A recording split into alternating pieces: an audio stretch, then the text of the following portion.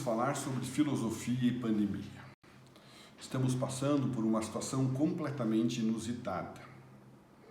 A de confinamento quase absoluto. Não conheço ninguém, da minha geração pelo menos, que tenha passado por uma situação como essa. Isso tem afetado, o confinamento tem afetado a nossa vida, em todos os sentidos. Questão econômica, sentimental, de relações, de trabalho, e tem colocado em cena um valor fundamental da nossa existência, eu diria de toda a humanidade, a liberdade. E é sobre isso que eu queria conversar com você, sobre liberdade em tempos de pandemia. Vamos lá? Uma crise sempre nos torna mais humanos, pois nos confronta com o melhor e o pior de nós mesmos. E dependendo de qual seja a sua dimensão, a crise também nos força a pensar sobre a nossa condição, sobretudo quando parece ameaçar os fundamentos estruturantes da nossa vida, a natureza, a moral, a riqueza e a política. Muita gente tem diagnosticado que a crise do Covid-19 representa um divisor de águas no sentido quase heraclitiano. Não seremos mais os mesmos depois disso tudo e o mundo não será mais o mesmo. Estaremos vivendo no limite do mundo pós-ocidental, pois a pandemia e as suas consequências estaria colocando em cena uma crise econômica mais profunda que a de 29. E aliada à incapacidade das grandes nações de lidarem com a situação, revelaria uma nova ordem mundial em curso, com a China ocupando o lugar do império. Ao lado dessa leitura óbvia, mas não sei se realmente factível do nosso momento, alimentada pelo medo da morte febril, solitária e sem ar que parece nos assombrar a cada espirro, também nos deparamos com teorias conspiratórias negacionistas dos mais diversos tipos. Teorias essas que têm alimentado e têm sustentado políticas de governo, inclusive no Brasil. Teorias negacionistas tais como: o vírus do Corona-19 é uma invenção chinesa de laboratório. Ou ainda, não passa de uma gripezinha. Ou, como disse o celebrado filósofo Agamben, autor de Homo Sacer, essa crise é apenas aparente. Na verdade, parte de uma estratégia que produz o pânico da morte viral para atacar a liberdade. Esse é o ponto. Estamos passando por uma crise de liberdade. Não podemos ignorar que muita gente tem sofrido com as severas restrições de isolamento. Perderam renda, emprego e a situação de fome, que sempre foi grave no Brasil e em outros lugares do mundo, tende a piorar com o confinamento. Não fosse apenas isso, o isolamento agravou ainda mais o problema da violência doméstica. Assédios, feminicídios, estupros, espancamentos de mulheres e crianças aumentaram no mundo todo. Além do mais, ainda sofremos com a solidão, o distanciamento e a saudade dos familiares e amigos. Mas o que me chama a atenção é o argumento da liberdade, o argumento de Agamben, a ideia de que esta crise é uma invenção e está atacando a nossa liberdade. Todos os negacionistas, invariavelmente, estão apegados na defesa do mito fundador da moderna sociedade ocidental, a liberdade. E eles falam em nome de uma liberdade, e ouso dizer, mas de uma liberdade totalmente nova, que eu posso chamar aqui de liberdade da barbárie. Para entender isso, eu proponho para você uma reflexão. Primeiro, entender o que é liberdade. E um caminho bom para entender a liberdade é ler os clássicos. Locke, Kant, Rousseau, Montesquieu, Stuart Mill. Mas se você não tem tempo de ler os clássicos, nós podemos nos ocupar do belo livro de Isaiah Berlin, publicado no final dos anos 50, chamado Dois Conceitos de Liberdade.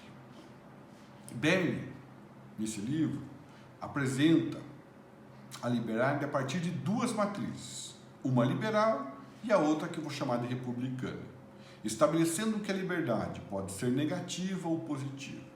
Resumidamente, as diferenças entre as duas noções são: a liberdade negativa corresponderia àquela noção de estar livre de qualquer interferência externa, enquanto a liberdade positiva corresponde a estar livre para agir conforme a sua vontade. Resumindo, nós poderíamos dizer que a liberdade negativa significa não ter impedimentos para agir, e a liberdade positiva, muito resumidamente, significaria agir conforme as suas próprias máximas ou conforme a sua própria lei.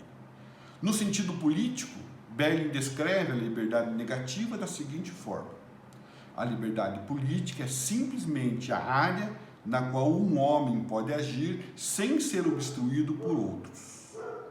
Só não temos liberdade política quando outros indivíduos nos impedem de alcançar uma meta. Já a liberdade positiva caracteriza-se pela presença da ação, da participação na tomada de decisões, da autodeterminação. Nas palavras de Berlin, o sentido positivo da palavra liberdade provém do desejo que o indivíduo nutre de ser seu próprio senhor.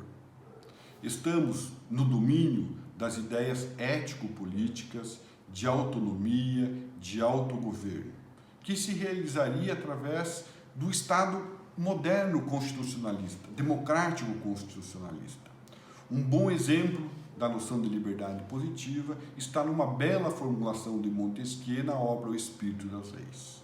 Diz Montesquieu: a liberdade consiste em fazer tudo o que as leis permitem, mas eu só sou livre a partir do momento em que eu mesmo, como cidadão, sou autor das leis. Portanto, de um lado, somos livres quando não temos impedimentos, e de outro, quando a lei expressaria nossa vontade. Mas essas duas concepções, e alguém poderia argumentar, e com razão, não nos protegem de abusos, de violações e da desigualdade. Como exemplo geral, alguém guiado pela crença irrestrita na liberdade negativa sempre estaria autorizado a empregar todos os meios para atingir seus fins. É um direito seu, um direito de ser livre. Do outro lado, alguém comprometido com a liberdade positiva poderia argumentar ou lutar para que a lei sempre expressasse a sua vontade. É um direito seu, o direito de ser livre é que a lei expresse as suas próprias máximas. Aqui, nessa leitura direta e sem mediações, a liberdade é sempre uma ameaça, seja negativa ou positiva, pois ela autorizaria todos a tudo, ou porque não reconhece a legitimidade dos obstáculos éticos das normas regulatórias, ou porque concede a todos o direito irrestrito de agir conforme as suas vontades. A liberdade, nessa primeira leitura, lida desse modo, seja negativa ou positiva, seria o impulso de uma guerra de todos contra todos, para ficarmos no uso muito descompromissado da expressão hobbesiana. O que interessa nesse momento é ter em conta que essas duas concepções clássicas de liberdade, respeitadas suas diferenças, devem ser pensadas a partir de uma condição comum que as tornem politicamente possíveis. E eu chamo essa condição de a união de dois entes complementares e interdependentes, os interesses do indivíduo e da comunidade. Então, no campo político, eu só posso pensar a liberdade negativa e a liberdade positiva se eu unir a essas liberdades dois entes, o indivíduo e a comunidade. E esses dois entes são interindependentes. Vou explicar. A liberdade só funcionaria politicamente quando articulamos, submetemos os nossos direitos individuais, o direito a fazer aquilo que nós bem entendemos, de não respeitar obstáculos ou mesmo de se conduzir somente conforme a nossa vontade ou consciência, a um conjunto de valores morais. Por exemplo, o amor, a amizade, a solidariedade, a equidade, reconhecidos no nosso mundo comum da nossa comunidade. Portanto, para que a liberdade funcione politicamente, é preciso que ela sempre esteja articulada a um conjunto de valores que são reconhecidos na sociedade.